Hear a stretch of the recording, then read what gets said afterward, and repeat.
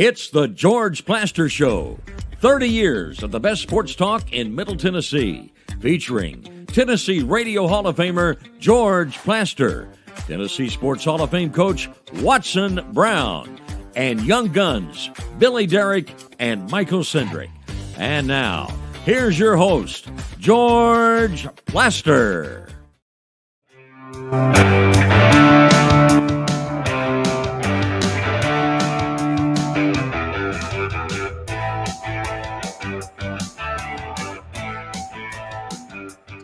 Hello again, everybody. Welcome in on a wintry Thursday where, gosh, if it were snow, what would we be getting?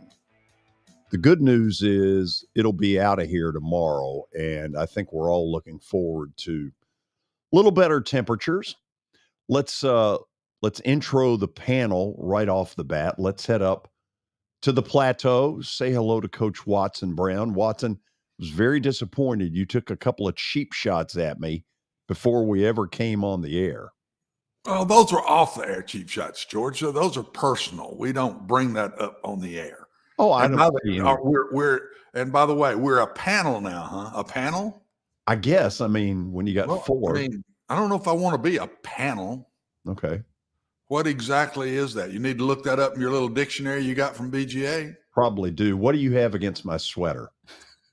I don't talk about personal things. No, you want to. You're dying to, so spit it out. No, I just said to you, if you want me to repeat it, I don't like doing that, but I just said to you that I remember wearing that one back in the 80s. Right. It gives a nice vintage touch to the show. Yeah, it looks like something he bought at Belmead Country Club back in the 80s. I can promise you that's not where I bought it, but thank you nonetheless. Are you aware that your brother is in the headlines today? I hope it's for something good. I don't know. I mean, so you don't know? Well, I think he got extended a year, which means absolutely nothing. But really? Okay. Well, look forward to hearing more about this. Those things are always fun. Yeah, I'll give him another year. Okay. We'll look forward to that. Yeah. Billy, how are you today? Georgia, I'm doing great today. Are you okay with the sweater? I am okay with the sweater. Okay, good. Also, I think we fixed our lighting today, George. Yes. Young Dylan Ross came in here and immediately paid a dividend. Watson, he's got a lot more knowledge of lighting and all that kind of stuff than we do. Took him about 3 minutes, and suddenly Billy doesn't look so much like he hadn't been in the sun since the 80s. I feel like we look more balanced, like more similar. You don't look as dark, and I don't look as blinded by the light. Right. Can he make my hair a little blonder? We'll work on that after the show. Okay. We'll get back with you. And then let's head over to Cowboy Heaven, where absolutely Michael Cindric is awfully excited because we have a Cowboy guest coming on to start, the festivities around 2:20. Tell us about him. It's going to be fun. Bill Jones and with CBS, and it's going to be awesome. He's a great guy. I met him in high school, and he knows his Cowboys stuff. So hopefully we can get some Cowboys fans on this show today, and they can just, do what Cowboys fans do and annoy the rest of the country. Look at Michael's connections coming through. Yeah, I like that. So he gave you an award in high school? He did. Most likely to block? Did you like that, Watson? What a cheap shot. That was good, George. Best flex bone wide receiver. That's exactly right. That puts my sweater one to shame right there. Does it really? Yeah. Yeah, that was a good one. You thought it was that cheap? That was a good one. That was a good one. That was a good one. So are we ready to block? Are we ready to get to the update? Yes. I'm ready, George. Award-winning as it may be. Yes, Billy. Go right ahead. We start with some college hoops last night. Florida upset Tennessee, second-ranked Tennessee in Gainesville, 67-54. Colin Castleton was dominant, scored 20 points, including 16 in the second half. Tennessee had their 4-game win streak snapped. They gave up 10 points, George, in the opening 4 minutes of the game. They had held 4 of their first 8 SEC opponents scoreless in the first 4 minutes of games. So bad start for Tennessee, and they never really they never really came back from it. It felt to me like Florida put sort of if we're going to the NCAA tournament, this has to be a win. Did you all feel that way? Yeah. Yeah, they needed it. I thought they were ready to play. Yeah. Yeah. I mean, the gym was like the old days that I remember that gym. It can get exciting down there in that gymnasium, that arena. When they get going now, it's good atmosphere. Yeah, between like the 5th and 8th seed in the SEC, there's a level of, urgency and desperation. 5th and 9, probably level of desperation. When they're playing their home games against these good teams, they've got to win. And frankly, they're good enough to win. I mean, Castleton's a really good player. It feels like he didn't have a lot of help outside of that. But when he gets it and they're playing at home, Florida's pretty good. I'm not convinced that the rest of that cast is anything to write home about. Mm-hmm. It was a good win for them. I think they're a fairly ordinary, high NIT kind of team. Sure. That is going to need another one or two of these kind of wins to get a committee's attention. But last thing I'll say too, if they get in, even though I agree with you, I feel like the rest of their cast is ordinary. The fact they've got a guy that's 6'11" that's really good, that gives a coach some headaches. You're not excited to play them in the tournament just because you fear does Castleton go for 25 and 11 and we just can't stop him. That's what made the loss so confusing. I mean, Florida's not a very good shooting team. No. And they ran Tennessee out of the gym. Castleton was dominant. So Tennessee's got Auburn Saturday, the return of Bruce Pearl to Knoxville. So that'll be exciting in Knoxville. Also, exciting news for North Carolina fans. Mack Brown has received a 1-year extension that keeps him with the Tar Heels through the 2027 season, even though we just heard from Watson, it doesn't mean much, so we may not see him through the 2027 season. But Watson, he's got it rolling with Drake May coming back. Does this mean anything? I know you said it doesn't, but there's got to be something behind it. It's recruiting. That's what it is. I mean, he's getting on up in age, and you want to show he's got many years left on his contract. That doesn't take away from the job he's done. I think they're going to be really good next year, but these 1-year extensions happen all over the country, so it's not that big a deal. Moving on.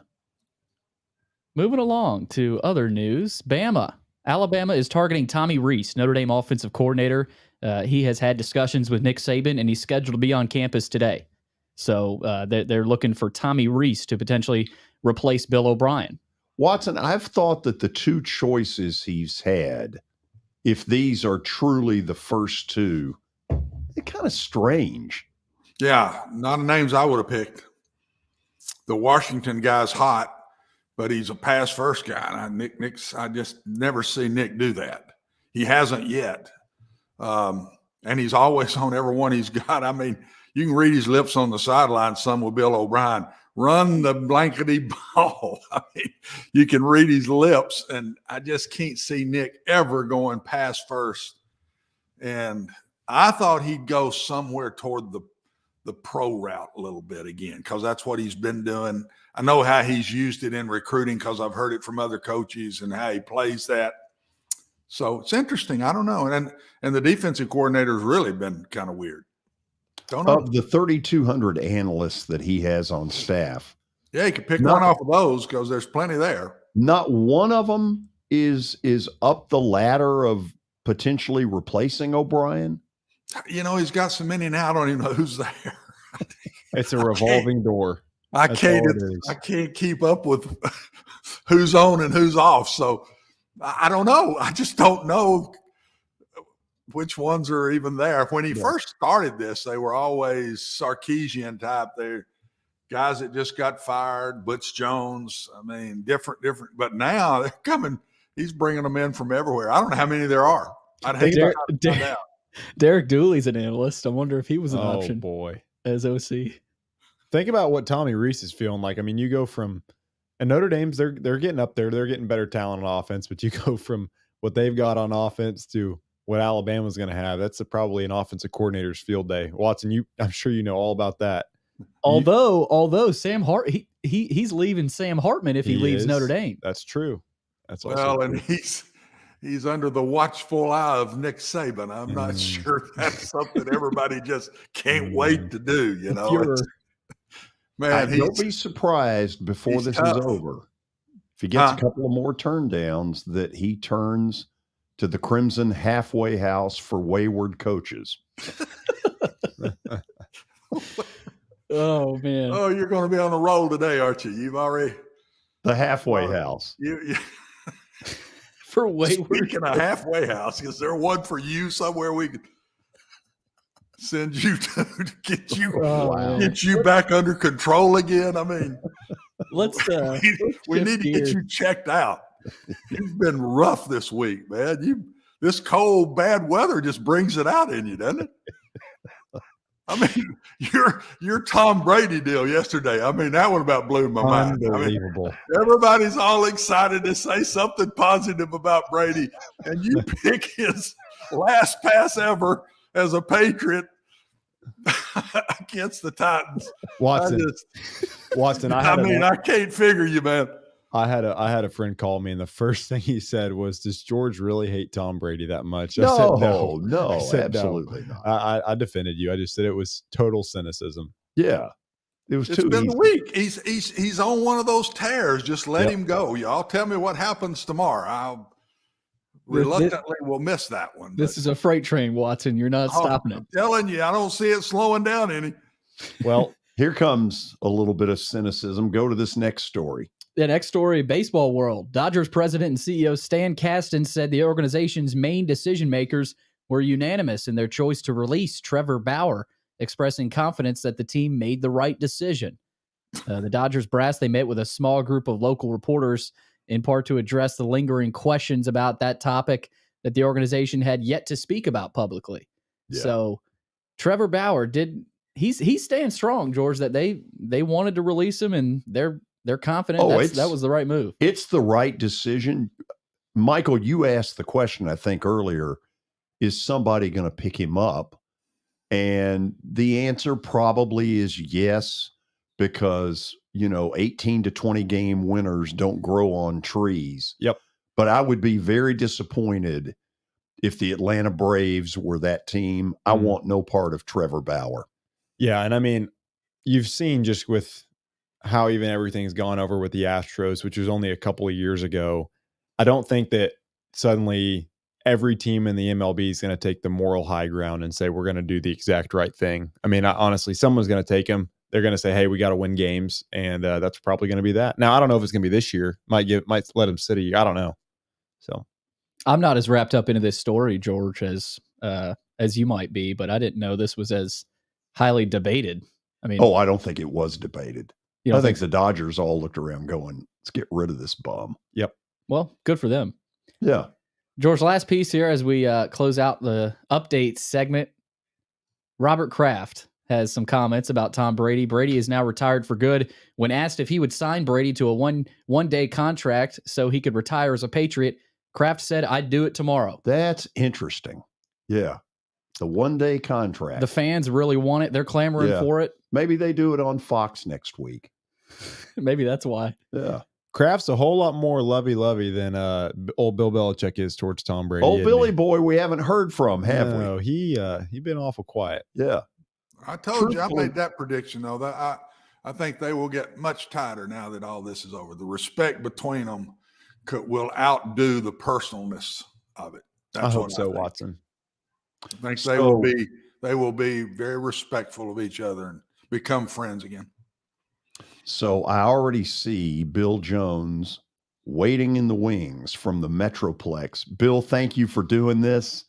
We'll go to the break, and then we'll get some Dallas Cowboy news straight from the horse's mouth. This is going to be fun. I think you're going to enjoy it.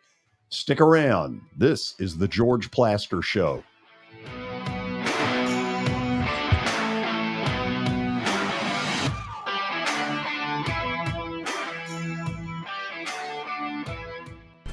How am I going to get to work? My car's totaled. Skylar, our team is making a call right now. We'll get you a rental car. Don't worry. That's a relief. Call us 24/7. We're here. We're going to help. Year number 2 of the Plaster and Friends Celebrity Bowling Night was awesome. And the reason is really simple. I chose Strike and Spare, and they were amazing. They have great food, great bowling, and a staff that is truly ready to go the extra mile to help you. They have 5 family fun centers in the area to choose from. And for more info, go to strikeandspare.com or call them at 615-824-5685. As the trusted premier custom home builder in Middle Tennessee, Donnelly Timmons has over 20 years of experience in the industry. Whether you're looking to build your dream home or renovate your current home, their team will ensure that every client and every remodel is unique, luxurious, and completed on time within budget. Founders Dustin Timmons and Joey Donnelly have over 25 years of construction experience in the Nashville area. Together, they have completed projects in Forest Hills, Oak Hill, Green Hills, Franklin, and Brentwood. Dustin and Joey believe that communication is the most important aspect of all construction projects. Therefore, they personally manage each project themselves and are involved in job site activities on a daily basis. Their commitment to quality and integrity has earned them an outstanding reputation among their clients. Contact them to set an appointment for a free consultation or to view some of their completed projects. Give them a call at 615-456-7983 or log on to DonnellyTimmons.com.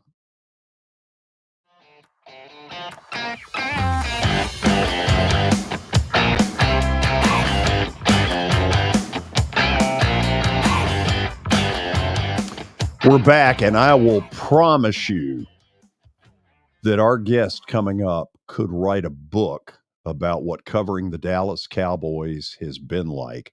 Bill Jones is with CBS 11 down in the Metroplex, and he joins us to talk a little Dallas Cowboys. Bill, how are you? Doing just fine. How are you doing? Doing good. Thank you for taking the time to do this. I hear it's sort of an icy day in Nashville as well. You all had your share of it, haven't you? For 3 days. You know, the Pistons played the Mavericks here on Monday night, and they finally got out this morning. They had to cancel a game or postpone a game, but that's the way it's been. And so I've got a daughter whose husband is out of town, and her 2 sons, my grandsons, have been staying with us for 3 days. So wow. I'm trying to be as quiet as I can because my 2-year-old grandson is in the room over taking a nap right now. Bill, you got your hands full. That's right. Let me start with this. What is the opinion in the Dallas area of Mike McCarthy being the play caller? You know, I think that since I haven't been able to get out the last 3 days to gauge Cowboys fans, I'm not totally certain. But I do think that Cowboys fans are ready for a change from Kellen Moore because the team has not lived up to what the expectation used to be of this team, that it's supposed to go to the Super Bowl year in and year out. But it's been 27 years since they've been to a Super Bowl.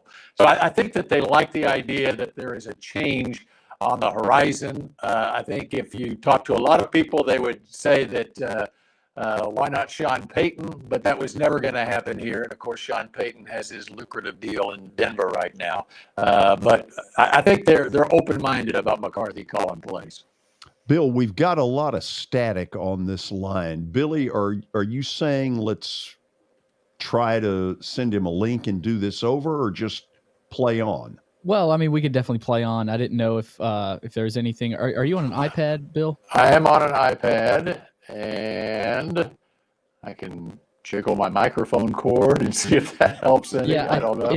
It's probably the mic cord you have. Okay. I would guess. What I can do is just unplug this microphone and see if we can do it that way. And Yeah, see you what could happens. do that. Let's do it. Okay. All right. I unplugged. Now, can you hear me at all? We got you. We got you. Okay. And I hear you. Is that better? That's better. That's better? Okay. All right. So let me go to the Sean Payton stuff. Yes. Deep down, did Jerry Jones want to hire Sean Payton and the timing just didn't work? I don't think, I think there has been talk that Jerry Jones would like to hire Sean Payton, but I don't think that has been true. As you know, the requirements of being the head coach of the Dallas Cowboys is making the owner and general manager feel like you would have to, with Sean Payton, you would have to have him buy the groceries, like the old Bill Parcells. If you're going to have me coach the team, you got to let me buy the groceries too. With Peyton, I think he's got to buy the groceries, and Jerry has to be a part of buying those groceries, if you know what I mean. And so I just don't know that Jerry thinks that it would have ever worked with Sean Payton as the head coach here. I will say this about Jerry Jones. I do know that he gives a lot of input. He listens to his coaches, the entire coaching staff. Sometimes that's, I think, where he gets into trouble in making some of his decisions, is listening to too many people. But it's not like Jerry is sitting there making all the decision. He does make the final decision on stuff, but I think he actually does a good job of hearing people out. One of the problems that results from that is the most persuasive person in the room wins the argument with Jerry, and maybe that most persuasive person in the room isn't the one that can evaluate the players as well as others in the room who are less persuasive. We're all fascinated by him. Clearly, he enjoys the attention. Give him our number, see if he'll come on the show. In a private moment, what's he really like? You know, he is, and he has, if you look at, he's on the team now for 33, going on 34 years, and he has long-time, very loyal employees in that company. And the company goes far beyond the football team. Who swear by him. He is a guy that if you have a tragedy in your family, if something's going wrong, he will do whatever he can to help out a family that doesn't get publicized.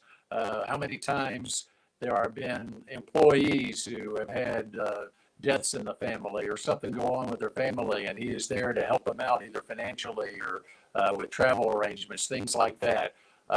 He's got a tremendous heart. He is as energetic a human being as I have ever seen. I work and I've been working in the TV department there for 16, 17 years now, and especially back at the old headquarters at Valley Ranch, which is going back about 7 years ago now. He would come in to do his TV show, and you had to be ready to go whenever he walked in the door, because he's got an appointment coming up in 30 minutes. And he had his plate is so full of different things that he does that it's just amazing. Now he's 80 years old, and he still has that same energy that he had 30 years ago when he first bought the team. It's really remarkable, and it's really a testament to how successful he has been in his career, no matter what it is, whether it's going back to his oil and gas days or owning the Cowboys or all the financial stuff that he does, investments that he does. He is full bore into everything he does. I think a criticism can be because he has his hands in so many pots that you would like to see the general manager of your team be focused solely on general managing that football team. But like I say, he does get input from everybody, the player personnel people, the coaches and stuff on the decisions that he makes. Watson, say hello to Bill Jones. Bill, good to see you, and thanks for coming on with us. And my first question is, to me, looking at it, Mike McCarthy fits what the owner wants. I don't think Mike's personality is one that takes on everything or wants to do everything. And I think that's why he really likes him. And I think that's why he's keeping him around. He has not been like Jimmy Johnson or the different guys that have come through the door, Bill Parcells. He's kind of an easier going, okay, I got it. Tell me what you want me to do. And I think it just fits the boss. And I really believe that's why he's still there as the head coach, because I believe the working relationship is probably as smooth as it's been in quite a few years, Bill, the way I see it. And they just hadn't gotten over the hump yet, but I think he's probably worked better with them than anybody they've had in there in a while. Yeah. In fact, I wouldn't be surprised. I agree wholeheartedly. By the way, I'm in a red room here, Watson. It's such a pleasure to be on with you. The reason this is a red room, I'm an OU grad. And Oh, so gracious. I have fond memories of you as the OC for Gary Gibbs there at Oklahoma, and then Mack going back for Switzer 10 years prior to that time. So it's great to be on with you. And I don't know if you've ever run across Mike McCarthy in your dealings, but you hit it. You've got a great read on him. And you know, I host this TV show, and I hosted Jason Garrett's show prior to that. And McCarthy is a football guy through and through. I mean, he would sit there after our show, even though he's got meetings to go to. In fact, one of the reasons that we schedule his show at the end of the day so that he doesn't have meetings to go to, because he's just a regular guy. I mean, I can ask him about things that happened in last week's game, and he'll go into detail into football stuff. And I think Jerry likes that. And I think you've hit the nail on the head. That's what Jerry wants in a head coach, is one that he has a good personal relationship with. And they hit it right. I can see why they hit it right off the first meeting that they had on a Saturday right after Jason Garrett was let go as the head coach. And Jerry knew by the end of that day at his Highland Park house that this is the guy I want to be the head coach. And it wasn't that McCarthy was blowing any smoke or anything like that. He's a genuine, real person. And I think that it's going to be interesting now that the decision has now been made here in the last week that McCarthy is going to be calling plays. And that's why Kellen Moore was allowed out of his contract. He's now with the Chargers. And I think Jerry is genuinely excited now that he knows Mike McCarthy, what this offense is going to be like, as he gives the reins to McCarthy to do what he can with it. And there's going to be more of the Packers West Coast influence in this offense. And I think that there was some things that where McCarthy and Kellen Moore weren't on the same page as far as philosophies offensively. And so it's going to be very interesting going forward what kind of effect that has on the quarterback. Yeah, and to add to that, I think I understand why the Kellen Moore thing went down like it did. I was very lucky. I always worked as a coordinator with defensive guys. And so I was left alone, and I could do, like you said, I was with Gary Gibbs. I was with George McIntyre. I was with Pat Dye. They were all defensive guys. And I just think it's really hard for Kellen and Mike because they're both offensive guys. And I think they probably stepped on each other's toes. Kellen was uncomfortable because Mike said, no, I really want it done this way. And I think Kellen was just wanting a fresh start. He's a young guy. And he's, you know how we are when we're young. We think we got all the answers. And I think he wants a chance to get out and just be his guy because now he's working for a defensive guy at the Chargers. And now Mike gets to do what he wants to do. And I'll promise you, Bill, I bet he brings in a guy that he knows well as the coordinator. And they'll just maybe from the Packer days, even maybe before that, I don't know. But I'll bet you that's what comes in the door. And I really think Mike's going to jump back in this and run the offense. Yeah, I think so too. You know, he's already, Scott Tolzien is on his staff as an offensive assistant. He was in that quarterback room with Kellen Moore. And then Doug Nussmeier was the quarterback's coach. Nussmeier, I believe now, he interviewed with the Ravens and he's interviewed with the University of Miami now to be the OC down there. And he's a great guy. So you had all the quarterbacks in that room. And Kellen was the backup quarterback to Tony Romo when Dak came in 2016. Dak was the third string guy. And then Romo got hurt. Kellen Moore first got hurt in training camp that year. He broke his ankle. And then, of course, Romo got hurt. And then Dak is starting as a rookie. But Moore stayed on the staff, basically. He was a player for another year. And then Jason Garrett hired him as a quarterback's coach first and then made him the offensive coordinator. And so that is the only voice, really, that Dak has had in his ear since his rookie year.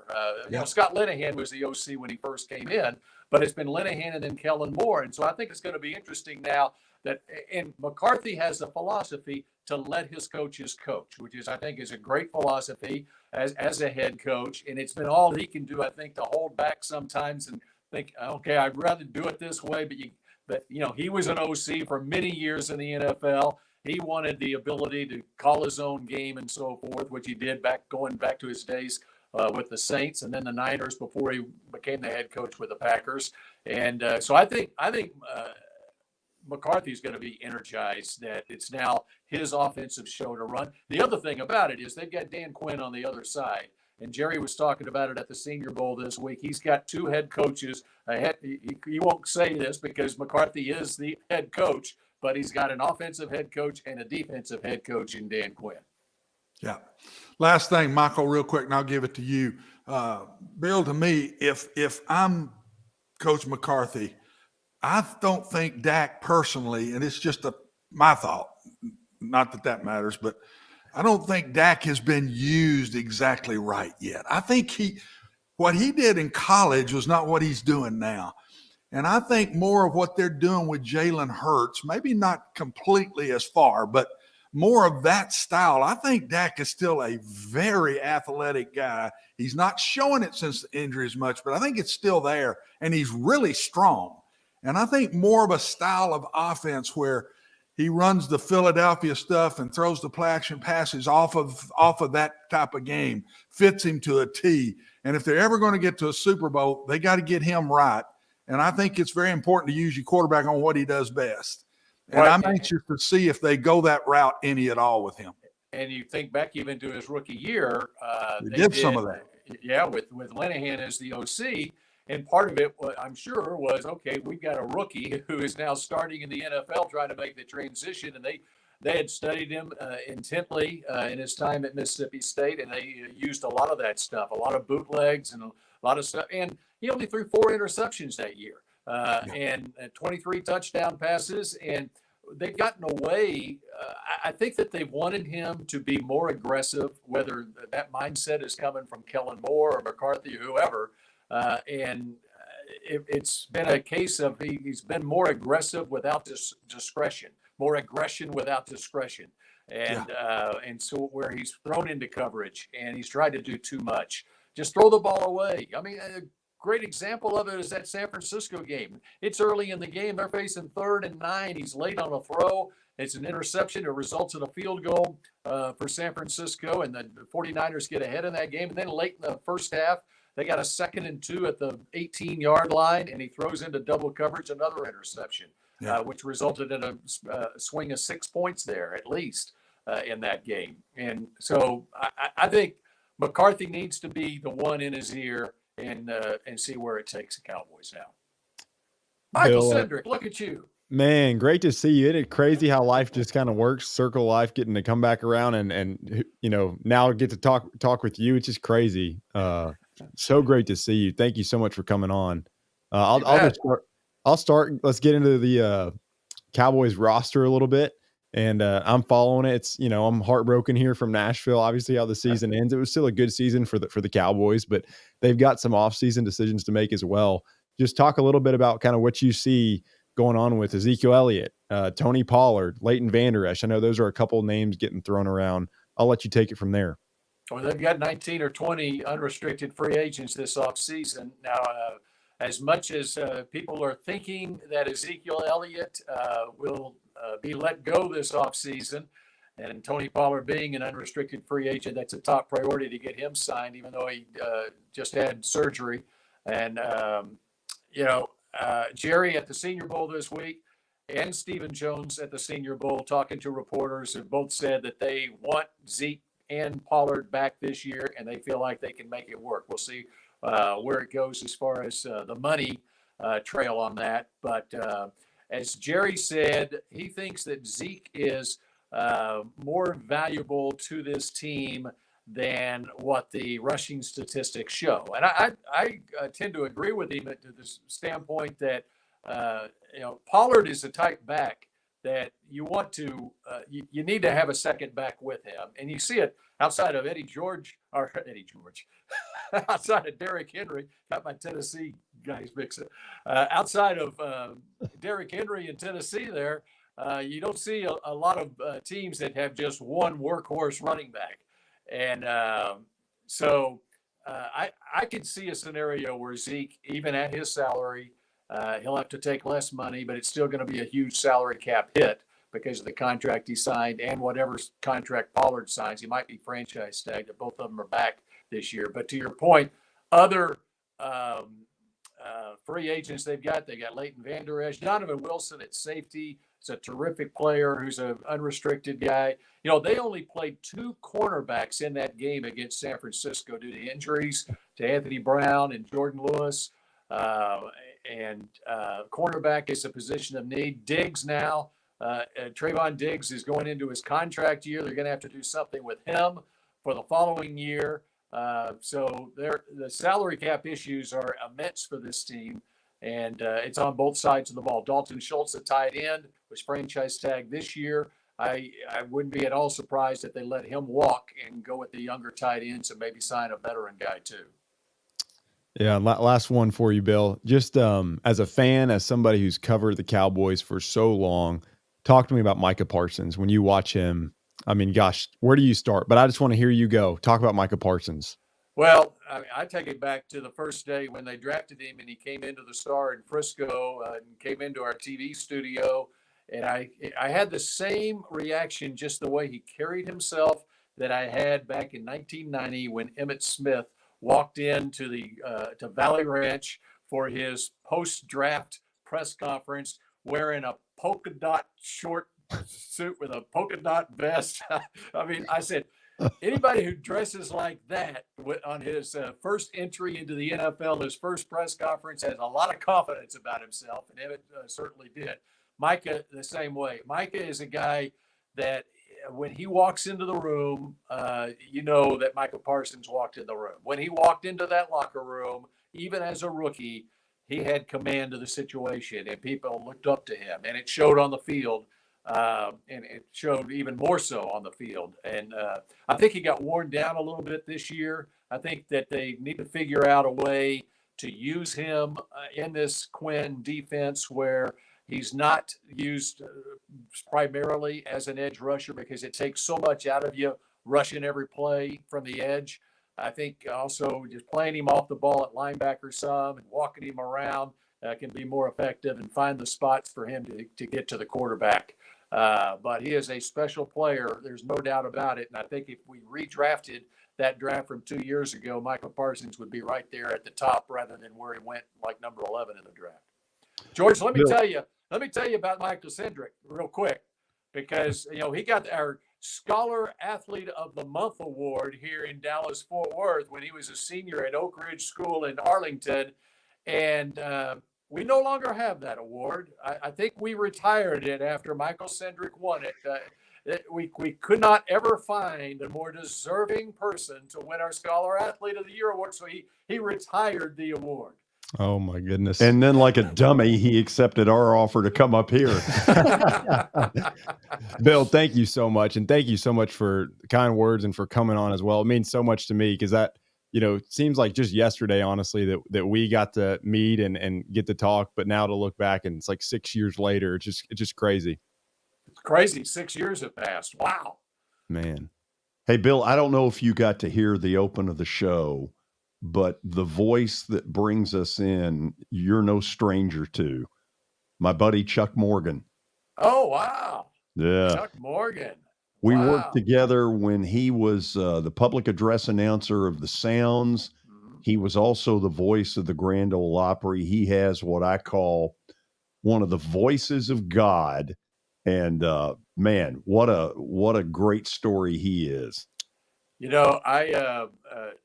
Hall of Famer in many, darn right, whether in Nashville or in Arlington. And yeah. I think he actually, Chuck Morgan, for people who don't know, he's a longtime public address announcer for Ranger games here. I did Ranger games for 5 years back in the late 90s and the early through 2001.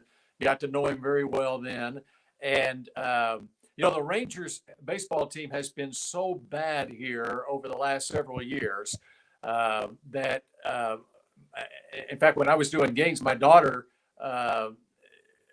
she just wanted to hear Chuck Morgan's voice. Even when she was a little girl, he was the most popular member of the Rangers organization. And then this is hilarious. A couple of years ago, she took her family to a game, and Chuck now his broadcast booth is right there front and center. Oh, yeah. So We've that been in it. fans, yeah, so fans can come by and get their picture taken with him. She could not wait to get her picture taken with Chuck. We did a story on him a couple of years ago, and just a day in the life of Chuck Morgan. I'll send it to you. But what a great guy, and he's one of Nashville's. By the way, I've got a good friend there, Nashville TV, Tracy Cornett.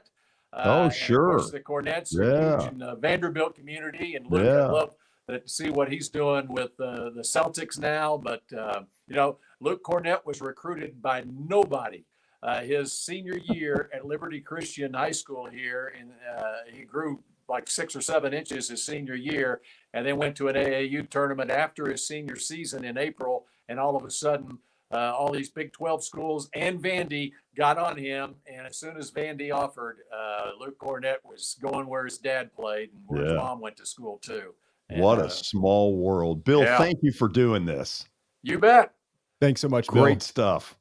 All right. Bill Thanks. Jones is with CBS 11 in Dallas, and we thank him for taking the time. And Bill, next time you see Chuck, tell him I said hello.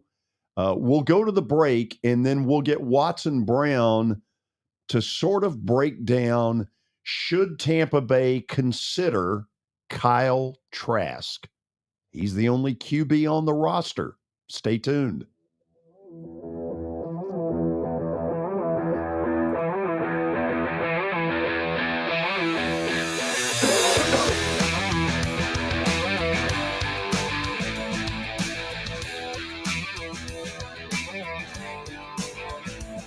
I know it's getting colder. You're not thinking about golf. However, if you're planning an event for next year, let me suggest golf through Riverside Golf Links. The course has improved dramatically. It's perfect for hosting a corporate or a charitable outing. They've got everything in place to make your event a rousing success. To get more info, call 615-847-5074 or go online to riversidegolflinks.com.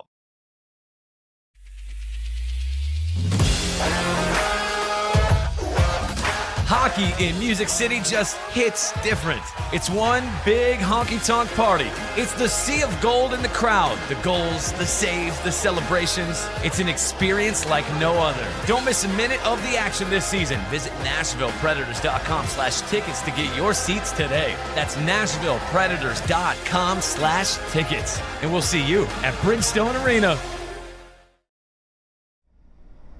Jody Jones has as nice a dental facility as you'll find anywhere. Let's go in and take a look. Are you in the market for a new dentist? Maybe you're new to Nashville? Well, the place to go is Jody Jones Dentistry at 55 Music Square East. And their new facility is absolutely state-of-the-art. Jody mixes quality with comfort for the perfect dental experience.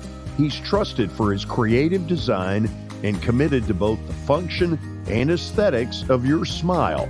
Jody is simply the total package. Don't wait. Make an appointment now at 615-259-5100.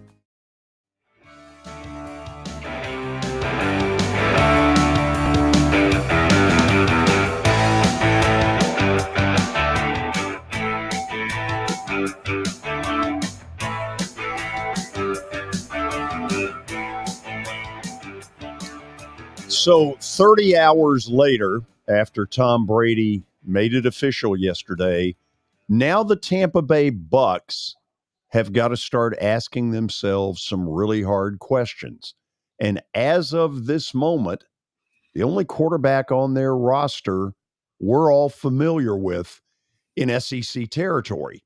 That's Kyle Trask from the University of Florida, who maybe on day one didn't seem like all that great a Gator, but by the end of his career had done some really good things at Florida. Been on the Bucs roster for a couple of years. Watson, is there any scenario where they really give him a shot at this? Oh gosh, I think the shot is to be number 2.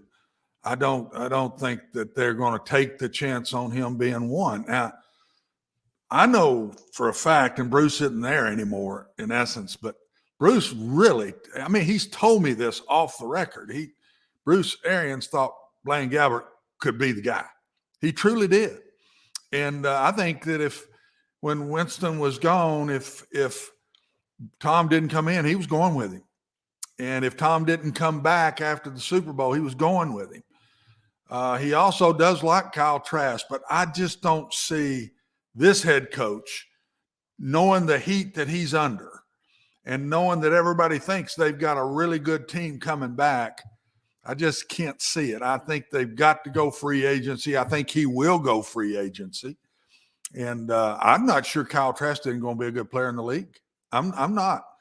But to take that shot just right out the gate, George, I just can't see it. I can't see it. I think they go get somebody. So I can remember when Bruce Arians was pretty public that he thought Blaine Gabbert was good enough. And it was true. We had him here as a Titans backup, and he played a big regular season finale against Indy when Marcus Mariota got hurt. And frankly, here, and this is unfair because he didn't get a lot of playing time in that particular game where he needed to come up big, he didn't. Watson, what is it Arians sees that everybody else really doesn't about Blaine Gabbert? And I don't think I got deep into it with Bruce, but he just thinks he can play. He really thinks he can play. Bruce is always like the looks of a Gabbert and a Trask. He likes the Roethlisberger, which he coached at Pitt. He's always like those kind of looking guys. He wants the big, tall, strong, drop back guy. That's Bruce. No risk it, no biscuit. That's Bruce's favorite line as an offensive coach. And Gabbert has a very strong arm. He's a big, strong guy. If he was there, I think they re-sign him. I think they re-sign Blaine and then let Trask be the backup. I don't think that'll happen since Bruce is gone. I really, and the whole offensive staff's gone. And I just see them going free agency. I can't tell you who it'll be. I have no idea. Any contacts I had are pretty much out of there now. But I just can't see him going with Kyle Trask, even though I'm not sure he won't be a good player in the NFL in his time.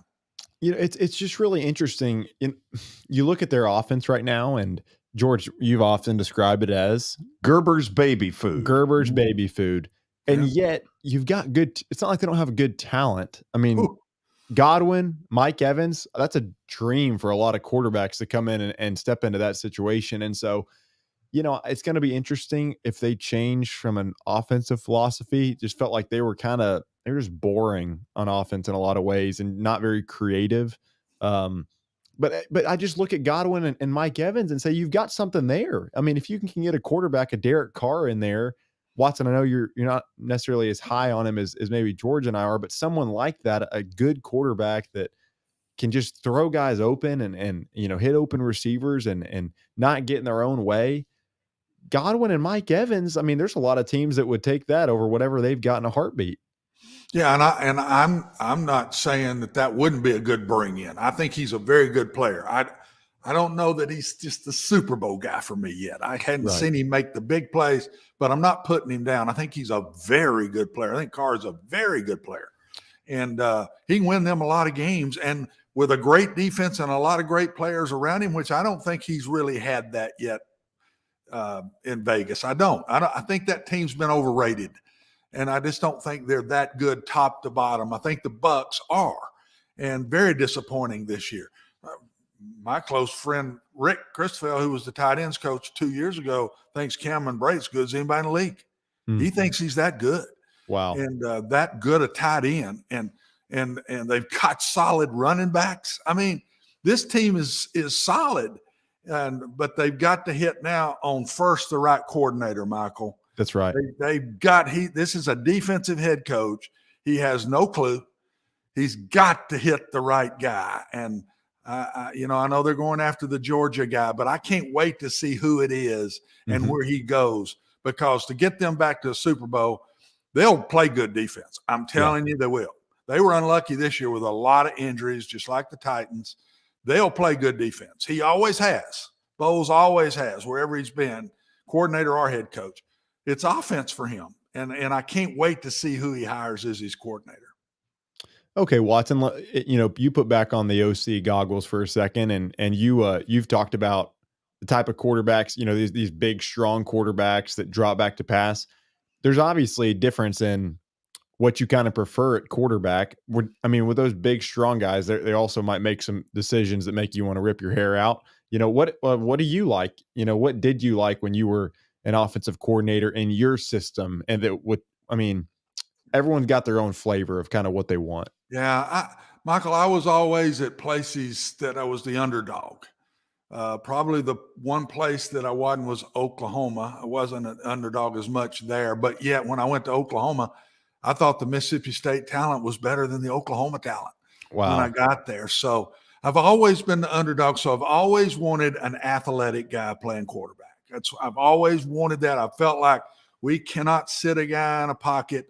I had a really good player in John Gromos at Vanderbilt, and George knows who I'm talking about well. John's a really good football player. It's too bad John wasn't somewhere else because we didn't have the talent to protect him. We could not do it. We could not. We just, in the SEC, we couldn't keep him off of him. And he was a tall, drop back winner, good player. Mm-hmm. And he never got to do what he was capable of, in my opinion. So I've always gone the Eric Jones, Whit Taylor, Cale Gundy, Sleepy Robinson at Mississippi. You go back and think about all the guys I've had. They've all been athletes and made plays with their feet as much as they did their arm. But if I want one thing, I want a guy with a quick release. I don't care about strong arm. I want a guy, Michael, that's got a great sense of timing and a quick release, accurate quick release. Yep. I think strong arm sometimes is a detriment. It's a detriment with some of these guys. I saw it in Joe Milton up Tennessee this year. They had to work him down because he just couldn't hit everything was overthrown. Bazooka Joe. At times you see it with Josh Allen. I'm not saying that he struggles with that on Joe Milton, but at times, he loses his mechanics and starts just throwing as far as he can. And then lets the arm take over and throws into crowds. And those strong arm guys think they can throw it in a BB hole too. My guys that didn't have the strongest arms didn't think that way because they knew they couldn't get it in there that's quick. Mm-hmm. And I've always said, Michael, passing the football is protection, timing, and spacing. Protection, timing, and spacing. Well, timing and spacing is on the quarterback. And the coach is getting the spacing right. But I'm not the strong arm guy. And that's only because of my background. I'm not saying strong arm guys aren't it. Sure. But it's just my background saying I've always wanted athletic guys. Do I think a drop back guy like Kyle Trask can still win in the NFL? Yeah. But he's got to be on a really good team, Michael, a really good team. Let me butt in here and ask one other thing. From afar, my cynicism tells me that Todd Bowles is trying to go anything but what Bruce Arians liked. That if you were in Arians' corner, you're not in Todd Bowles' corner. Do you think there is some of that going on in Tampa? It very well could be, George, and that just breaks my heart because Bruce Arians is the one that brought Todd Bowles up all the way through. Todd played for him at Temple. I may have coached against Todd. Really? I don't think he's that old, but I played Bruce at Temple when I was at Cincinnati. And he played for him. Then he coached for him. He made him a star at Arizona.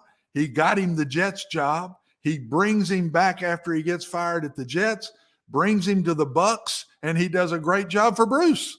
He's a really good coach to now kind of talk about some of the things he didn't like Bruce did. I don't like that. I don't think that's respectful. Keep your mouth shut and do what you want to do, but I just don't like that. I hope you're wrong. But if it's true and it kind of looks true by what he's done here with this offensive staff and I think I would bet you that it really hurt Bruce and I've not talked to Bruce, but I'll bet you it hurt Bruce and they're probably through with each other after the way this has gone down. Okay, after the break, we'll have stat of the day. And then the college basketball insiders, Ron Bargatze and Lee Fowler, for what is going to be a very spicy 3 o'clock hour, because we've got some interesting things to get into. Don't go anywhere. Stay tuned.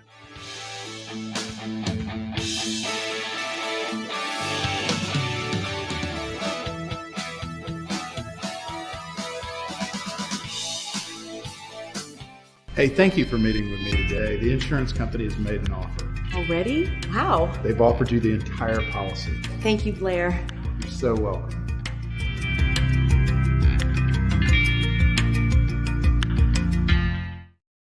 Pennington Distilling Company was founded in 2011 with the goal of creating original craft spirits that embody the same character as the city they were born in, Nashville, Tennessee. From grain to glass, every step is taken to produce spirits of exceptional craftsmanship and quality. Pick up one of their award-winning products like Pickers Vodka, Davidson Reserve Whiskey, and Whisper Creek Tennessee Sip and Cream today. Or stop by the distillery in West Nashville and the Nations. Follow them on social media and online at PenningtonDistillingCo.com. Once the All-Star game is over, the Nashville Predators will have another of their college nights. Tuesday, February the 7th, Tennessee State University front and center stage when the Vegas Golden Knights come to town. Students, alumni, and fans are invited to celebrate. The College Night Series ticket package includes a Predator game ticket and a limited edition co-branded hat. Tickets can be purchased at NashvillePredators.com/college nights. Forget the fact that Sir Speedy Music City is owned by my BGA classmate James Warren. Their work stands on its own merit. James and his staff do incredible work, as evidenced by the huge banners at the Plaster and Friends Celebrity Bowling Night. If you're looking for quality to help your marketing and business communications, and you want it at a reasonable price, these are your folks. Call them at 615-832-9511 or go to print at SirSpeedyMusicCity.com. And be sure to tell them Plaz sent you. Welcome to John English Antique Sports and Cards, located at 204 East Depot Street in beautiful downtown Shelbyville, Tennessee. Their phone number is area code 931-492-4304. John, obviously, I've been blown away by what I've seen at your place. I've now been there 3 times. But for the person who's never been, what should they expect? Well, we have a 3,000 square foot store, George. Half of it is vintage cards in all sports, and then half of the store is, a lot of people call it the museum, where there's a lot of early equipment and just the history of sports in general: baseball, football, basketball, golf, tennis, and other items. When somebody comes in there that you know is a big sports fan, what is their normal reaction? Well, I think that they're pleasantly surprised, and of course, being in Shelbyville, Tennessee, which is a small town that you would never expect a shop like we have to be in. So they're kind of, I don't want to say blown away, but as I said, pleasantly surprised.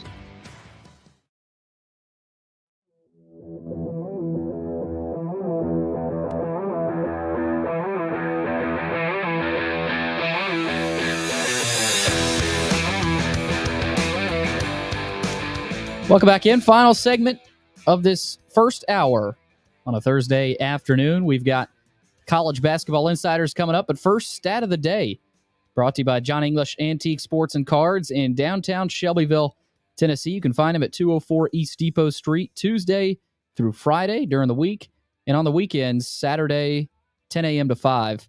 Call them at 931-492-4304. That's 931-492-4304. All right, let's check out what Michael's got for us today for stat of the day. Looks like a tough one. Which NFL team has scored the most points this season, including the postseason? Okay, Watson, I think we can eliminate Tampa. Yeah, Huh? That's good. So we got a Kansas City, a Buffalo, a Cincinnati, a Philly, Dallas. Dallas scored a lot of points. Yeah. Detroit might be one of them. They certainly gave up on They didn't get in the playoffs, though. It says including playoffs. Oh, that's including right. postseason. Okay. So that tells me this team was in the postseason. Do you think we have named the correct answer? Yeah, on the other side to me would be what? Chiefs and Bills? Chiefs, Bills, Cincinnati, Dallas. Cincinnati started slow. Philly. It's one of those five, isn't it? Yeah, it's one of those five, probably. Unless it's Detroit. Well, not include. Okay, you pick one. Oh, thanks. You're welcome. You're good at that. When you don't know, you say you pick one. Aren't you a nice guy? Well, I'm certainly not going to hold you responsible. I'm going Philly or Dallas. Let's go. Okay, let's see what it is. Oh, here we go. Okay, you say Philly and Dallas. The Chiefs and the Eagles are tied. Oh, wow. 546. Okay. Is that not crazy? That's wild. Super Bowl over under of 70? I mean, that's insane. It's they're the exact same. The exact same. Take the over. So if you think offense doesn't get you anywhere, this is a different NFL. Does offense win championships now? Sure looks like it does. Well, Philadelphia's got a good defense too now. Yeah, and the Chiefs, this is the best one they've had in years. Philadelphia, they'll get after you. Their defense is very, very good. Impressive. But I think it's 28.7 points a game. So there you go. So wasn't Dallas, Michael, 27 something? Dallas was close. Dallas had a good offensive year. 27 something. Yeah. They had a couple games they hung 40 and 50 on somebody. Yeah, of course, then they had the Commanders game where they couldn't. Yeah. Where they hung 6. Yep. So we've reached the 3:00 hour, which means we're going to have a lively session with the college basketball insiders. First up, let's say hello to Coach Ron Bargatze, who you will see on the screen. Coach B, how are you? Great. How are you guys today? Doing good. Thank you for doing this. Yes, sir.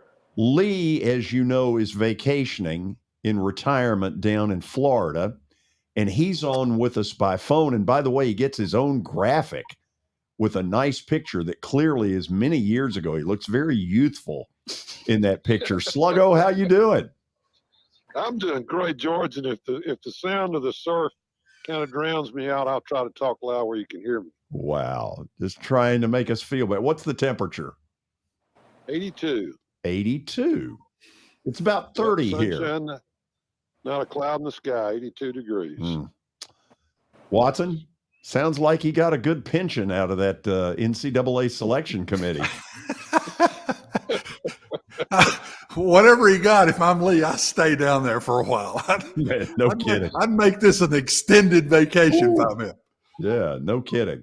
So, guys, I'm going to start with a pretty obvious topic, but I want to take it maybe a little different road.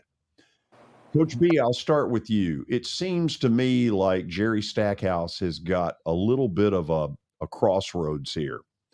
His team, I thought, quit on him for maybe the only time I've ever seen it happen since he's been here. I thought they quit on him. They lost by 57.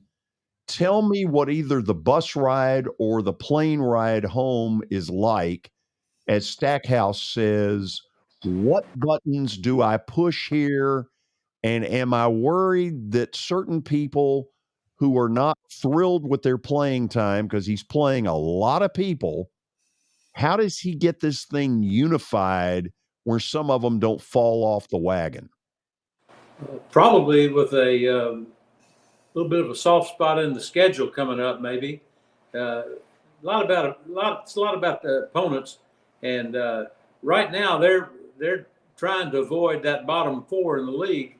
And Mississippi State at 2-7 probably has a little easier schedule from here in than Vandy does.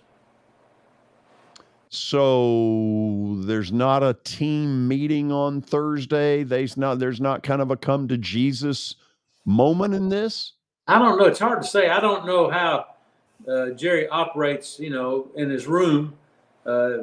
Obviously, when you get beat by 57, you've got to look around and see who's next to you, and the accountability factor really enters into play. So they do not want to get in the tournament in one of those bottom positions. So Lee, Stackhouse better than anybody. How do you think he reacts to what I think is a first since he's been here, that they kind of quit on him? Well, I haven't talked to Jerry since the game. I didn't see the game, but I think those kind of games happen, and that's when you get rock bottom and you come out and you hopefully respond with the guys really giving him an effort the next game. I think, Jerry's hadn't been removed that long ago of being a player, and I think he does have a little bit of problems understanding how people show up not ready to play. Now, as I said, I didn't see the game, so I don't know if that happened. When you shoot 3 for 30, you're not going to get many chances in the SEC to have any kind of close to victory. So is this rock bottom for him with a turnaround, start listening? I think you got to get your older guys to come back and be leaders, because if you go with the young guys now, you're going to lose games you probably shouldn't lose and could win if your older guys come back and play hard. And, I think that some of those older guys have got to lead those guys into it. But, things like this happen, and that's what you get paid to coach them up and get them back ready to play. And I never had problems getting ready to play after a game that we were not good in, even if it was not that kind of loss. But the margin of victory doesn't really matter. I mean, the way they played, from hearing you guys and reading about it, is what they have to overcome. And they know they have to play hard. And so I'm hoping to see a team head home. Good time to get Ole Miss. Ole Miss has not won a lot of games in the league, but they'll play hard. So you got to come out and you got to be on a level head with everybody wanting the same thing, and that's to have a victory. So, he'll search through it. And as I said, he's been a player a lot shorter period of time than the rest of us have, and I think he gets upset by that, but I'm sure he's over it and he'll move on, and hopefully they'll have a good game Saturday. Lee, it seems to me Stackhouse is in an interesting position because the obvious answer, as both of you all have said, is you look to your upperclassmen leaders. But in that scenario, are they not likely turning to him, a Jordan Wright, or some others and saying, look at my playing time. You're not giving me enough playing time. And it's not hard to tell a couple of those guys that you don't deserve the playing time you're getting because you're not showing me effort. I mean, a couple of those guys, and this, as I said, I didn't talk to Jerry at all, but I watch on TV, and if they miss a shot, they don't go back on defense. They don't get back and guard their guy. I mean, obvious stuff that you can't let affect your game because you have a missed layup or a missed three-pointer, and then it affects the other end of your. So I'm sure he's meeting individually with those guys and as a team with the rest of them. And I wouldn't be surprised, George, if this team has had a come together of just team members saying what we've got to do. It happened to some of my teams at Vanderbilt when I was there. It happened to teams I coached. And, the players definitely have to buy in.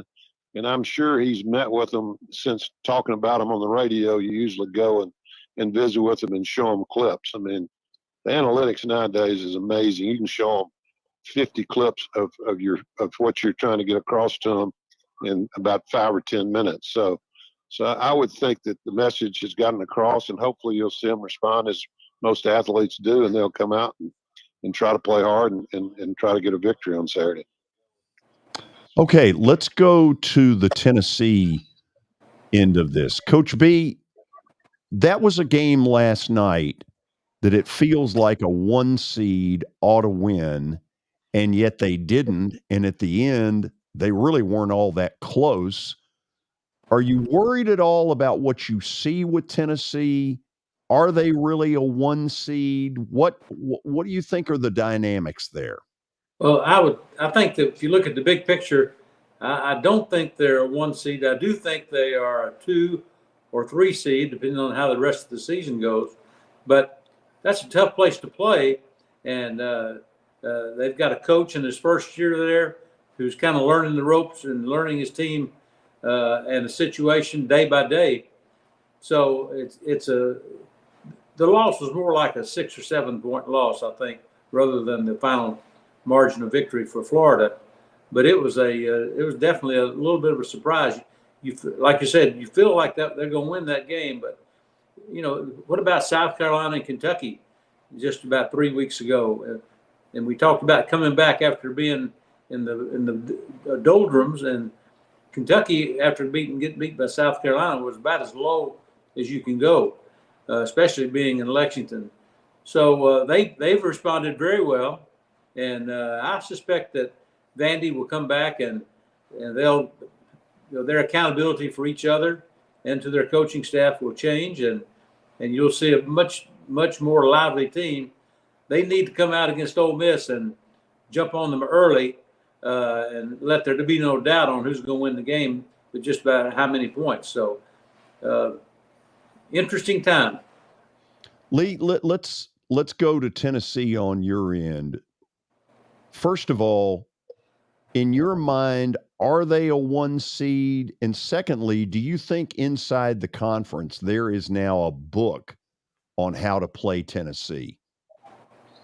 Well, I don't know if there's a book, but I think that Florida, from what I've read, seems to be a little bit surprised they didn't double down on a couple of their guys that everybody else has. And so defensively, they may have made mistakes, but they do what Tennessee always does. They play kind of straight up and get after you.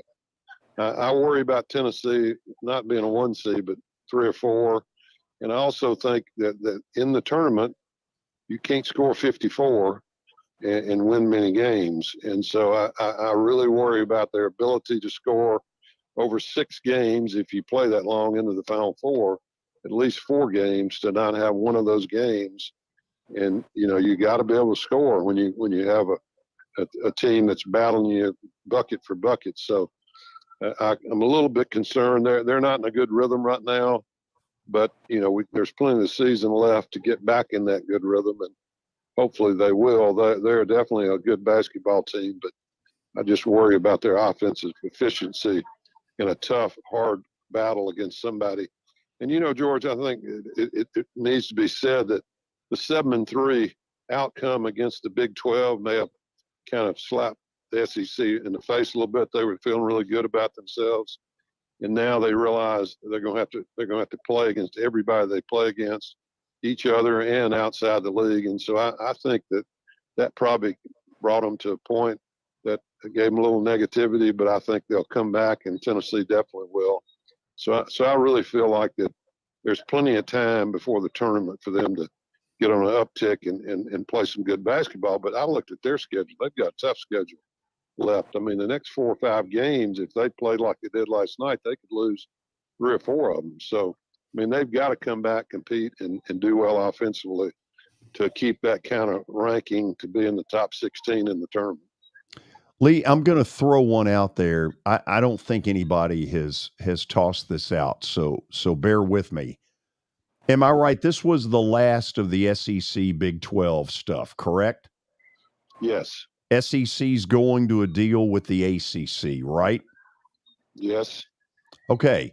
So this past weekend, it seemed like whoever had the home court, that was most likely who was going to win. West Virginia's probably not better than Auburn, but because they were at home, they won. Mississippi State's probably not better than TCU, but because of injuries and home court, they won. There are a couple more, and Oklahoma, Alabama is an obvious. Would you be in favor? It's a great concept, and I love when they're doing it. It's right in the middle of the conference. It gives you this 1 week away from all that. How would you feel if you took whatever it is, 8 or 10 games and went neutral site?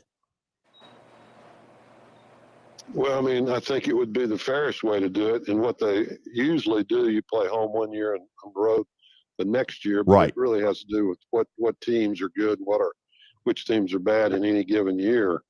It'll be interesting to see if SEC is going to play ACC this time of year, or they're going to play them like the Big Ten did before the other conference gets started. I think it helps much more to play this late in the year. It's much more on people's mind. It gives you a much better feeling about how good the teams are, after they've been tested through the year. So it'll be interesting to see when those games will be played next year with the SEC and ACC. Coach B, what about ACC might pull? Yeah, Coach B, what about neutral site? I mean, if you look at it from 30,000 feet, that's the way to have the fairest game, probably. But that's easy to say and hard. Logistically, that's a hard thing to do because the crowd is not going to be as good. It's no way you can get that many people. Maybe Kentucky can, but not many people can take that many people on the road and really give you any presence of a home crowd.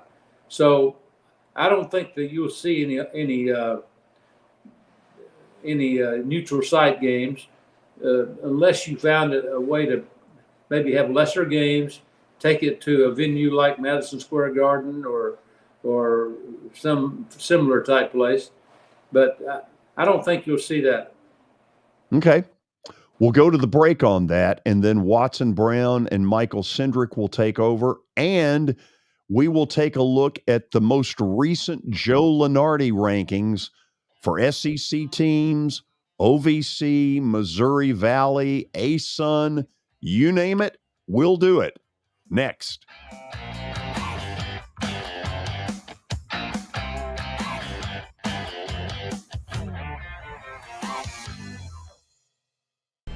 How am I going to get to work? My car's totaled. Skylar, our team is making a call right now. We'll get you a rental car. Don't worry. That's a relief. Call us 24/7. We're here. We're going to help.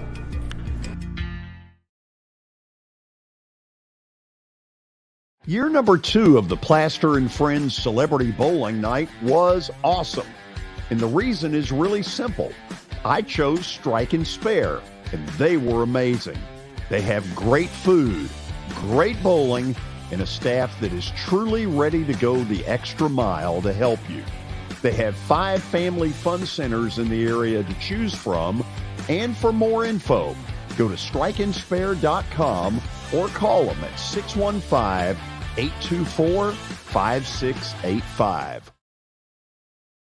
As the trusted premier custom home builder in Middle Tennessee, Donnelly Timmons has over 20 years of experience in the industry. Whether you're looking to build your dream home or renovate your current home, their team will ensure that every client and every remodel is unique, luxurious, and completed on time within budget.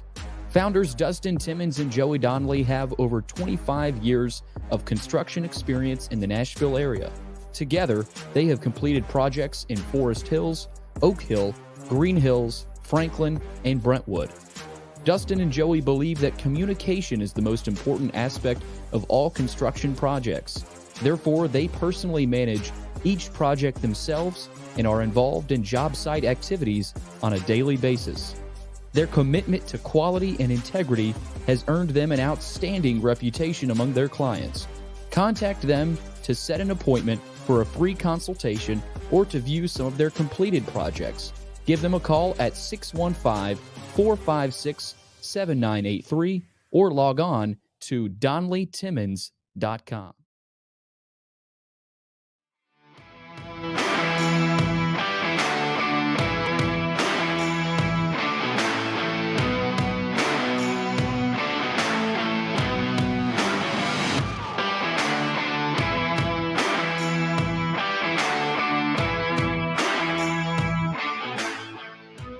College basketball insiders, Ron Bargatze, Lee Fowler joining us. By the way, during the break, Watson, we sort of put together some pretty spicy SEC, ACC stuff. You ready?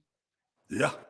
Florida State, They love each other. Yeah, that'd be a nice game. Tennessee. Get a lot of security in there. Get a lot of security for that one. Tennessee, North Carolina. Oh, those two schools have never gotten along in any sport. They've played before in basketball. Kentucky and Duke. Christian Laettner could throw out the first pitch. South Carolina, Clemson. Ooh, another security game. Alabama, Georgia Tech. There's some hatred there from old football days. Just to name a few. Anyway, just a thought. Take it and run wherever you want to run.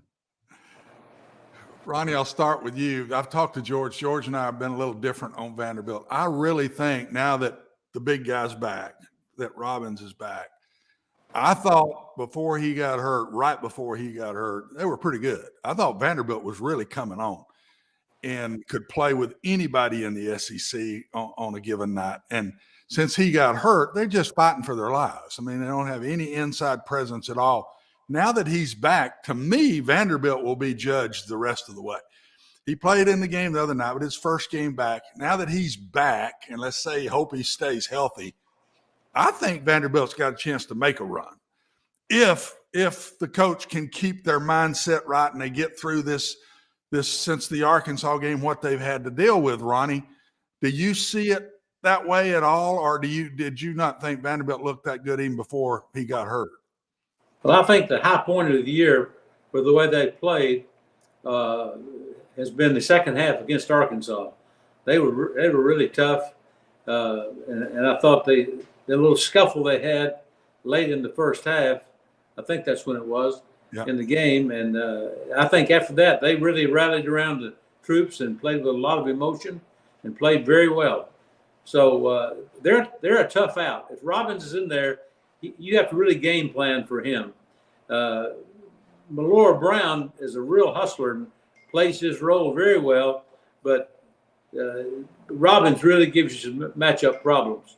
But if they get the right players in together at the right time, they can be very difficult because they can give you a lot of three-point production as well as a low post game. So I think you're right, Watson. I believe if they get their act together and Robbins is okay, then I think that would be awesome.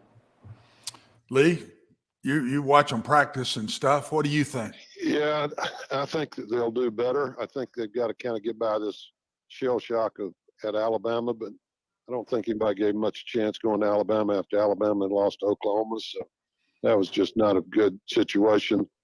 I think if Robbins stays healthy and gets back to where he was playing, I think they have a whole lot better shot because they'll get open threes. They aren't getting without him because there's no reason to double down inside on the guys they have inside. So I think it'll help. And I mean, they're a bunch of good kids. I mean, I've been around them enough to know that they really care and they care about each other. And so I'm hoping they'll rebound on Saturday and come back and play. Unfortunately, sometimes when you play bad, it's not just waving a wand, as you know, watching. It's it's got to be mental, it's got to be body and mind to get out there and play like you should play, and hopefully they'll do that on Saturday.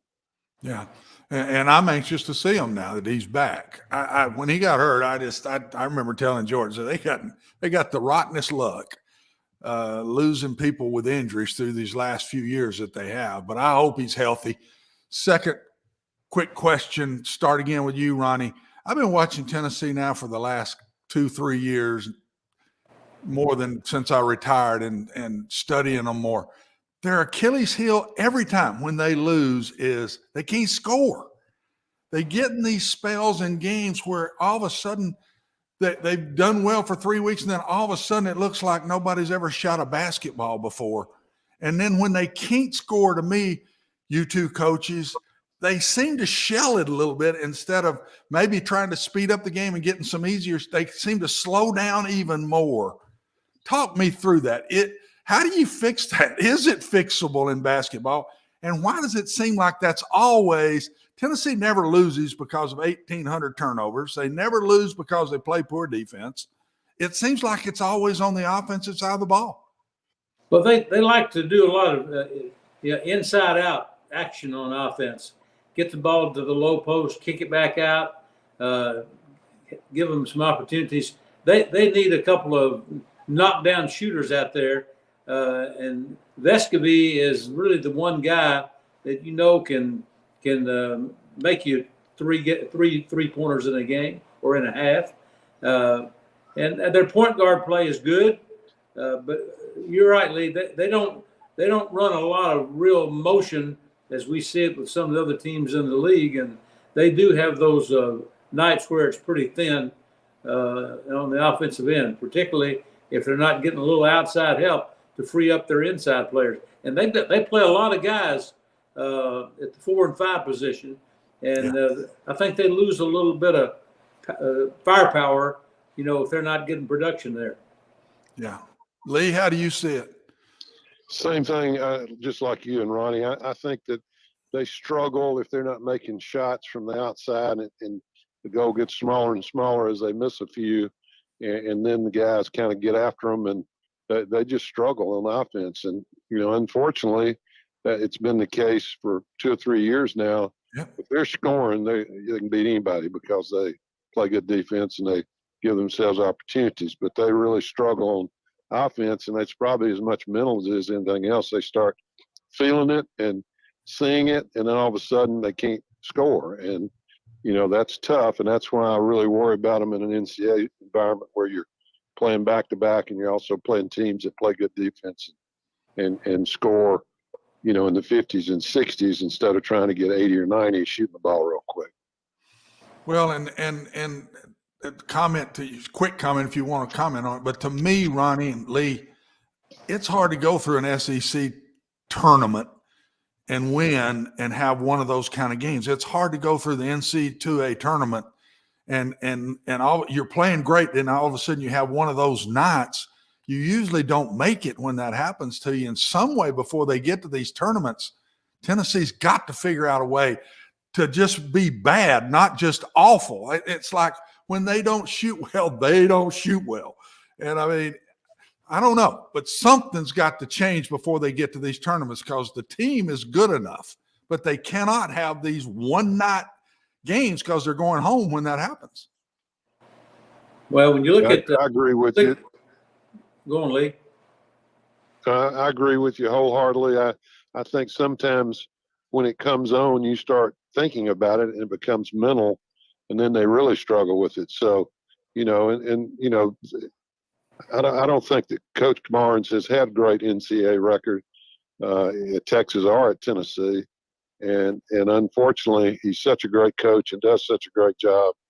Tennessee is good enough this year if they shoot the ball well during the tournament, and it'll just be game to game to know whether they're going to or not. Anything else, Ronnie, to that? Well, one thing about it, Alabama is obviously the cream of the crop, certainly to this point, but they have probably the best inside-outside scoring punch and balance of anybody. And, I would argue that there are a lot of other teams in the league that really have those soft spots on the offensive end. And if Vandy can get Robbins back and they can get a little inside-outside balance, they're a really tough out. Coach B, I'll start with you. Lee, I know you can't necessarily see the graphic. Billy, could you pull up Lenardi's bracketology? This is from a couple days ago, the most recent bracketology for Joe Lenardi. And Coach B, I'll start with you. Just look at these seedings. I know some of these on the right, you might not know as much about kind of their structure and their team, but when you look at these SEC teams, go ahead and just look at it from kind of now till the end of the season. Underrated, overrated of where they're at seed-wise. Who do you project is going to be higher seeded or lower by the time the tournament actually starts? Well, in spite of Alabama's game at Oklahoma, I think they've got a great chance to be a 1 seed, no worse than a 2. Missouri's Tennessee. I think Tennessee is going to fall some, but not a lot. Missouri, they're an odd team. They come at you hard and really impress you, and then they kind of go in the shell. Auburn, they're about where they ought to be. Arkansas probably is. Kentucky has got a chance to go up to a lower seed, and I think Texas A&M they've surprised us a little bit lately. They were guarding everyone's pants off there for a while, but I think they'll be solid. I think that they're going to be more like a 10 or 11 seed. I haven't seen Southern Illinois enough in this Missouri Valley to tell, and I haven't seen UT Martin enough. FAU has been really strong against lesser competition, and that's probably not a bad place. 8 through 12 for them. Memphis, I don't know. I don't know what's going on in Memphis. You never know what you're going to get there. Oklahoma played like a 1 seed in the matchup between the conferences. Sure. So that's a quick run through. Sure. Yeah, that's great. Lee, I'll go to you, and I know you can't see this graphic exactly, but talk to me a little bit about that Big 12 SEC tournament. Obviously, the Big 12 looked really, really strong outside Oklahoma shooting the daylights out against Alabama. Give me a team that really stood out and jumped out to you that weekend. Well, I think that you know, there are a couple of teams in that league that even lost games, but they're a good team. Texas at Tennessee. Tennessee kind of defensed them to death, but you got to realize that not only that went 7-3 in their favor, it also going into it, they were ranked 6 or 7 in the top 25. So it just confirmed a lot of people's mind about how good the Big 12 is. So I think you're going to see that league with the most teams in the tournament by far, and because beating each other will not hurt them that badly. And, you know, Kansas State, Kansas are so good, and you know, be battle tested when they get to the tournament. Of course, Kansas is your defending champion, but that league is just, and they're built to play in the NCAA tournament. I mean, they're built to play fast if they need to or slow if they have to, because that's the way those good teams in that league do. They pound you, take it inside, throw it back outside, back inside. I mean, those teams are built to do well in the NCAA tournament. So I think you're going to see a lot come out of that league, and you're going to see that didn't surprise me how well they did against the SEC. Coach B? One thing I want to bring up quickly, it's a little bit parallel subject, but I've been watching the Missouri Valley a lot this year with Belmont and Murray in that league, and they've done very well, and they've established themselves as being contenders. But I'll tell you, there's some really, really great coaches in that league, and not hard to understand why they've gotten multiple bids in years past.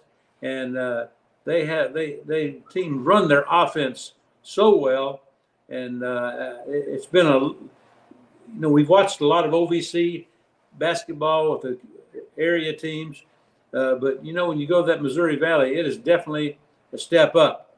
And comparing the leagues and talking about who may get in as a low seed, but who could as a high seed and still win a couple of games in the tournament. And I've seen some of those guys in the Missouri Valley this year. Well, let's stay right there. I got one more question for both of you guys. You know, teams like that, the winner of the Missouri Valley could be a really dangerous team come tournament time, you know, 13, 14, 15 seed, whatever it is. What do you feel like when you see these teams year in and year out that pull something off that's crazy? They won their league and then they come and beat a 3 seed or beat a 2 seed or 4 seed. You know, what's the consistent theme for you of kind of the secret sauce for the makings of a really Cinderella story in these 13, 14, 15 seeds? There are a lot of really good teams that win the conference, but what do you guys see? Well, number one, I think if you're going to elevate yourself and beat those lower seeds, you've got to have great point guard play. And not many teams in the Valley are going to really blow you away in terms of having low post play. But man, they play a lot of motion, 4 and 5 man, 4 out and 1 in. They do such a good job of balanced scoring, really tough matchups. You know, I've always said that matching down sometimes is much harder than matching up. You can find a 6'7" guy who can be a very good defender against a good post player, but matching down with a 6'6" guy guarding a 6'3" really quick athletic guy is very difficult. So that's what I've seen in the Valley this year. Lee, go ahead. Just like Ronnie, I think it's good coaching. You get guys And most of the time, it's a team that has 6'7", 6'8" guys, a little smaller that can compete inside, and they spread you. They have shooters, and I think more importantly, they have good guard play. And most of the time, they're junior, senior laden teams that have been around for a while, so they're really well coached, and they give the big boys a heck of a time because of their execution. Lee, one thing, as I watched the Tennessee-Florida game, Castleton obviously established himself and was the best post player in the game. But Belmont's last year, their all-freshman guy, Will Richard, has been a very solid addition to Florida's team, and Florida seems to have that really nice mid-range size guys who really know how to play the game. And I see Florida getting better. Like their new coach has done a great job in his earlier stops, and I've seen a lot of improvement out of that team. Yeah, I think they're 15-7, and beating Tennessee last night sure will help a bunch for them. So, I mean, if they got on a little run, they may have a chance to break in just because of how good they play. Going to have to play in the SEC down the stretch. And they played that game last night as though they knew this was going to be critical to how the committee judges them. Coach B, before we go, who's the best team in the country? Which night are we talking about? I don't think no one is so powerful and strong that they're going to be that way every day. I thought early on, Houston may be that team that was really elevated, but I think every team in that top 20 is capable of putting together that 3 and 4 game run in tournament time. And once you get into that semifinals of the second round, there's probably not a single team in there. And Loyola has shown us that in the last few years. There's not a single, and last year St. Peter's did the same thing. But there's not a team that can get that far that can't beat anybody on a given night. Lee, I think Coach B dodged us. He didn't give us a definitive. Can you? Definitive on the best team in the country? Yep. Who do you think it is? I would say Purdue would be my pick at this point, just because of the size of their big guy inside and how that league plays. They pound you and they play defense and low scoring. I think they'll have the best chance going in. Now, they may lose first round. That's how crazy things are with this transfer rules and all that sort of thing. But I think they have all the ingredients to win a national championship. Guys, thank you both for taking the time. Coach B, good seeing you as always. My pleasure, George. Watson, as always. The rookie. See you, Ron. My favorite rookie. And Lee, good to hear from you. Yes, George, good to be not seen. I've got a radio voice, but more than a face, so it's probably better for me to be on the phone. But y'all have a good time and don't slip around too much. How long's this vacation going? I get back in time to see the Tennessee game on Wednesday night. I get in about noon on the 8th on Wednesday. Okay, safe travels to you. Appreciate both of you. All right, man. All right, Thank bye-bye. you. Ron Bargatze, Lee Fowler, they are the college basketball insiders. We'll take our final break of the show, and then Plaster Bet of the Day is coming up next.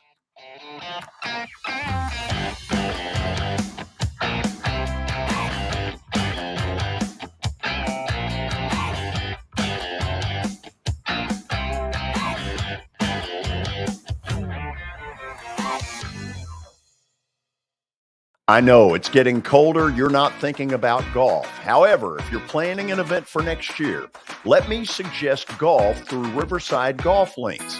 The course has improved dramatically. It's perfect for hosting a corporate or a charitable outing. They've got everything in place to make your event a rousing success.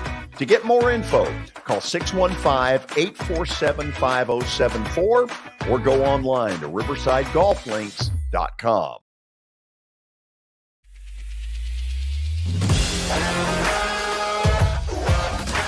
Hockey in Music City just hits different. It's one big honky-tonk party. It's the sea of gold in the crowd. The goals, the saves, the celebrations. It's an experience like no other. Don't miss a minute of the action this season. Visit NashvillePredators.com/tickets to get your seats today. That's NashvillePredators.com/tickets. And we'll see you at Bridgestone Arena.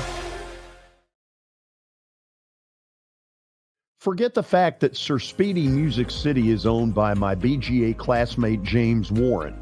Their work stands on its own merit. James and his staff do incredible work, as evidenced by the huge banners at the Plaster and Friends Celebrity Bowling Night. If you're looking for quality to help your marketing and business communications, and you want it at a reasonable price, these are your folks. Call them at 615-832-9511 or go to print at sirspeedymusiccity.com. And be sure to tell them Plaz sent you. Jody Jones has as nice a dental facility as you'll find anywhere. Let's go in and take a look. Are you in the market for a new dentist? Maybe you're new to Nashville? Well, the place to go is Jody Jones Dentistry at 55 Music Square East. And their new facility is absolutely state-of-the-art.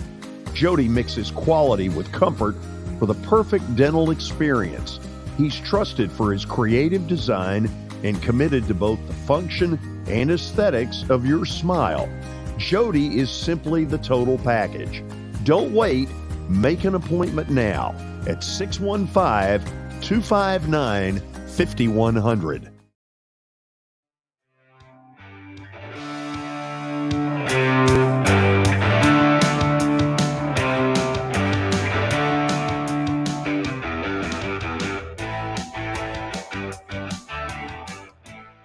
Final segment on this Thursday afternoon. We got Plaster's Bet of the Day coming up, brought to you by Bart Durham Injury Law. They are lawyers that you can trust. Give them a call, 615-242-9000.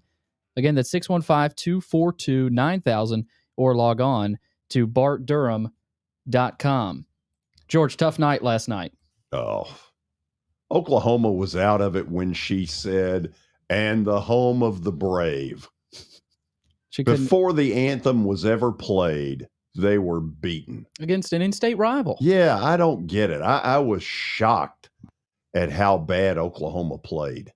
Right Shows after. what I know.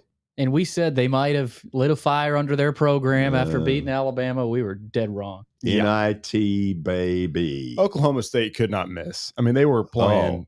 They had one ball hit the top of the backboard and bounce in. And Fran Fraschilla said, "It's their night." Yeah. You're not going to beat them. And I was like, oh, that's not good.